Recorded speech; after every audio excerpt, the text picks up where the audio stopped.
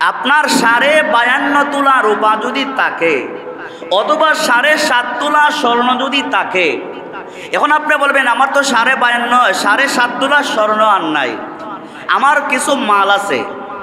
আপনার 7.5 তোলা স্বর্ণ না থাক, 2 তোলা স্বর্ণ আছে, হ্যাঁ, আর আপনার ব্যবসায়িক পণ্য আছে।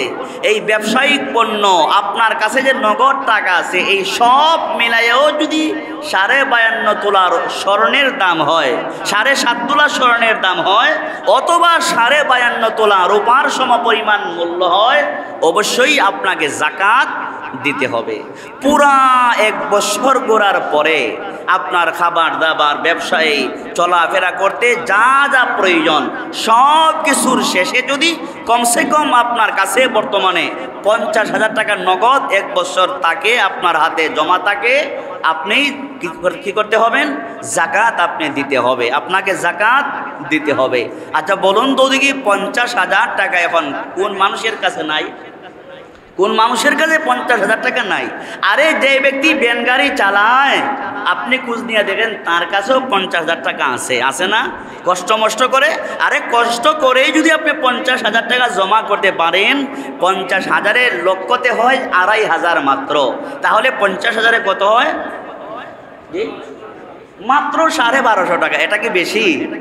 50,000 টাকা থাকলে মাত্র 1250 টাকা যাকাত আপনার উপর আসছে, এটা তো আর বেশি না।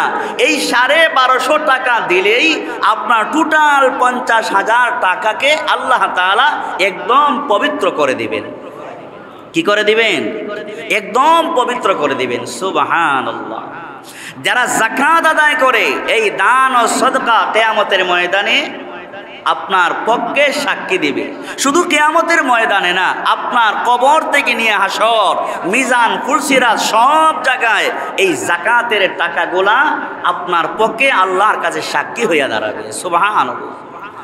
আল্লাহর হাবিব বলেন, একজন ইমানদার যদি মারা যায়, যেই ব্যক্তি আল্লাহর রাস্তায় দান সদকা করে, হাজার হাজার সমাজে মানুষ আছে দান সদকা করে, আছে না নাই? কোটি কোটি টাকা আল্লাহর রাস্তায় দান করে দেয়, দুনিয়ার মানুষ টেরও পায় না। লাখ লাখ টাকা, কোটি কোটি টাকা আল্লাহর রাস্তায় দান করে দেয়, এমন ভালো মানুষও সমাজে আছে না নাই? আছে, ভালো মানুষ আছে। ভালো ভালো মানুষ আছে, গরিবদেরকে সে খাওয়ায়, অভাবগ্রস্তদেরকে গোপনে প্রকাশ্যে সাহায্য করে, গোপনেও দেয়, প্রকাশ্যও দেয়। এমন অনেক অনেক ভালো মানুষ আছে, সমাজের মানুষ তাদেরকে আজ দাম দিতে চায় না, এমন আছে না নাই?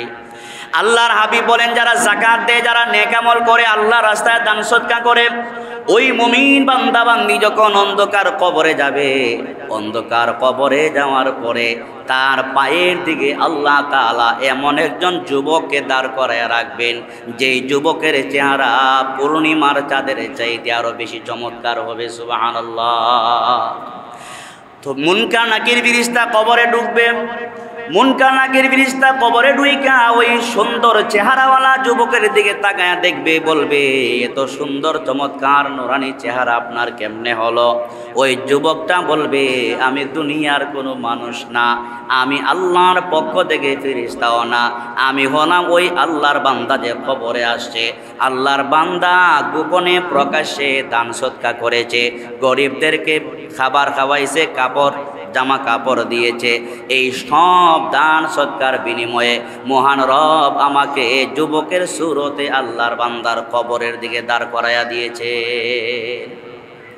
তার পেছন দিকে কোনো আযাবের ফেরেশতা ঢুকতে পারবে না, এ কথা তাকে শাস্তি দিতে পারবে না। তাহলে বোঝা গেল, আপনার সম্পদকে হিসাব করে আল্লাহর রাহে যদি আপনি সম্পদগুলাকে যাকাত হিসাবে আদায় করেন, আপনার মাল থেকে যদি আপনার সম্পদকে আল্লাহর রাস্তায় দান সদকা করেন, ওইগুলা বিলকুল বৃথা যায় না। আপনার কবর থেকে নিয়ে হাসর পর্যন্ত আপনার জন্য সুপারিশকারী আল্লাহ পাক বানায়া দিবেন। জুরে কোন সুবহানাল্লাহ। সহিহ বুখারীর হাদিস, আল্লাহ নবী বলেন, সাবআতু ইউজিল্লুহুমুল্লাহু ফি জিল্লিহি ইয়াওমা লা জিল্লা ইল্লা জিল্লুহু। আল্লাহর হাবিব বলেন, কিয়ামতের ময়দানে মুসিবতের সময় আল্লাহ পাকের আরশের ছায়া ব্যতীত যেদিন কোনো ছায়া থাকবে না, আল্লাহ পাকের আরশের ছায়া ব্যতীত যেদিন কোনো ছায়া থাকবে না, মানুষ সেদিন নাফসি নাফসি করবে, অর্ধ হাত উপরে সূর্য আসবে, সমগ্র পৃথিবীকে আল্লাহ তামা বানায়া দিবেন, তামার উপরে দাঁড়াইয়া অর্ধ হাত উপরে সূর্য লইয়া শরীরটা থাকবে একদম উলঙ্গ, কোনো জামা কাপড় থাকবে না। ওই অবস্থায় মানুষেরা নাফসি নাফসি করবে। আল্লাহর হাবিব বলেন, যারা মালের যাকাত আদায় করবে, আল্লাহর রাস্তায় দান সদকা করবে, ওই নেককার মুমিন বান্দা বান্দীদেরকে মহান রব ওই দিন আরশের পতাকার নিচে জায়গা করে দিবেন। সুবহানাল্লাহ। আল্লাহর রাস্তায় দান সদকা করলে দুনিয়াতেও শান্তি আছে, আখিরাতেও শান্তি আছে না নাই? কত হাজার হাজার মুমিন বান্দা বান্দি আছে গোপনে প্রকাশ্যে আল্লাহর রাস্তায় দান করে, করেনি? আল্লাহর রাস্তায় দান করে। এই যে দান সদকা করে, এর দ্বারা মাল কমে না, মাল তার বেড়ে যায়। মাল কি হয়ে যায়? বেড়ে যায়। আল্লাহর নবী বলেন, আপনি যখন যাকাতের হিসাব করে মালের হিসাব করে যাকাত আদায় করবেন, অথবা একজন গরিব লোককে আপনি দান সদকা করবেন, ওই দান সদকা আপনি যখন করবেন, নবী আমার বলেন, ওই দান সদকা ডাইরেক্ট আল্লাহ পাকের কুদরতি ডান হাতের মধ্যে যায় জমা হয়ে যায়। কোথায়? আপনি যে দান সদকা করেন, আপনারা যে দান সদকা করেন, এই দান সদকা আল্লাহ পাকের কুদরতি ডান হাতে জমা হয়। সুবহানাল্লাহ কইলেন না? সুবহানাল্লাহ তো কোয়ার দরকার নাই, কারণ আপনারা তো যাকাত তো আদায় করেন। বলে যাকাত তো আদায় করি, সুবহানাল্লাহ দিয়ে কোনো লাভ নাই। কত যাকাত আদায় করি, সুবহানাল্লাহ। তো আল্লাহর হাবিব বলেন, যারা যাকাত আদায় করে, আল্লাহ রাস্তায় দান সদকা করে, এই দান সদকা আল্লাহ পাকের কুদরতি ডান হাতে জমা হয়।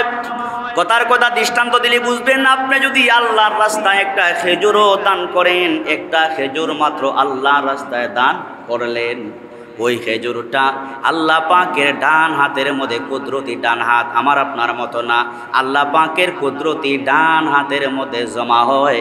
আর আল্লাহ পাকের কুদরতি ডান হাতে জমা হইতে হইতে ওই একটা খেজুরই কিয়ামতের ময়দানে উহুদ পাহাড়ের চাইতে আরো বেশি ভারী হয়ে যাবে। সুবহানাল্লাহ। উহুদ পাহাড়ের চাইতে আরো বেশি ভারী হয়ে যাবে। সুবহানাল্লাহ। যদি আপনি মনে করেন, আরেকদিন বলছি, একটা রিক্সায় উঠলেন, রিক্সা ভাড়া মাত্র 10 টাকা, আপনি তাকে 20 টাকা দিয়ে দিলেন, বলে যাও 10 টাকা তোমাকে বোনাস দিলাম। এই 10 টাকার নোট আল্লাহ পাকের কুদরতি ডান হাতের মধ্যে জমা হবে। জমা হইতে হইতে বাড়তে বাড়তে বাড়তে বাড়তে কিয়ামতের দিনে বান্দার মিজানের পাল্লায় যখন সওয়াবগুলোকে ওজন করা হবে, ওই 10 টাকার নোটই আল্লাহ পাক উহুদ পাহাড়ের চাইতে বেশি ভারী করে দিবেন। সুবহানাল্লাহ, সুবহানাল্লাহ। ফামান ইয়ামাল মিসকালা যাররাতিন খায়রান ইয়ারা। দুনিয়ার জিন্দেগিতে বালুর কণা পরিমাণ যদি আপনি একটা ভালো কাজ করেন, আপনার আমল নামাতে সেই নেকির কাজটা লেখা থাকবে, ওঠানো থাকবে। সুবহানাল্লাহ। কিন্তু যারা মালকে জমা করে যাকাত আদায় করে না, ইহকাল এবং পরকালে তাদের জন্য ভয়ঙ্কর আযাব আছে না নাই? আযাব আছে না নাই? তাহলে আমরা আল্লাহ পাকের সেই আযাব আর গজব থেকে বাঁচতে চাই কি চাই না? মহব্বতে কোন আল্লাহ পাকের সেই আযাব আর গজব থেকে বাঁচতে চাই কি চাই না? বাঁচতে চাই। বাঁচতে চাই শুধু মুখে বললেই হবে না, সম্পদ হিসাব করে, মাল হিসাব করে মালের যাকাত দিতে হবে। আপনি যদি 2, 4, 5 হাজার টাকার লঙ্গি দিয়া দেন, সার দিয়া দেন, আপনার যাকাত আদায় হবে না। আপনার জিম্মায় যেই যাকাত আছে, ওই টাকাগুলা, ওই যাকাত আপনার জিম্মায় থাকবে। এই সব সম্পদগুলাকে আল্লাহ পাক কি করবেন? জাহান্নামের আগুন দিয়ে গলায়া আপনার কপালে, পিঠে, পেটে, সব জায়গায় অঙ্গ প্রত্যঙ্গগুলাতে আল্লাহ তাআলা চেক দিবেন, সেকা দিবেন, সেকা। এগুলাকে সহ্য করা যাবে? মহব্বতে কোন এগুলাকে সহ্য করা যাবে? তারপরে রমজান মাসে যদি আপনি যাকাত দেন, অন্য মাসে একটা ফরজ আদায় করলে একটা ফরজের সমান। রমজানুল মুবারকে একটা ফরজ আদায় করলে 70টা ফরজ আদায়ের সমান। সুবহানাল্লাহ। তাহলে রমজানুল মুবারকে বরকতপূর্ণ মাসে যাকাত আদায় করলে আপনি 1 টাকা যাকাত দিলে 70 টাকার সওয়াব হবে। 1 লক্ষ টাকা দিলে 70 লক্ষ টাকার সওয়াব হবে। 2 লক্ষ টাকা দিলে এই 1 লক্ষ দিলে 70 লক্ষ। এইভাবে এখন চিন্তা করেন, রমজান মাসে যদি আপনারা যাকাত আদায় করেন, আল্লাহর পক্ষ থেকে কত বিশাল সওয়াব আমরা পাইতে পারি। এই সওয়াবের আমাদের দরকার আছে না নাই? মহব্বতে বলেন, সওয়াবের দরকার আছে না নাই?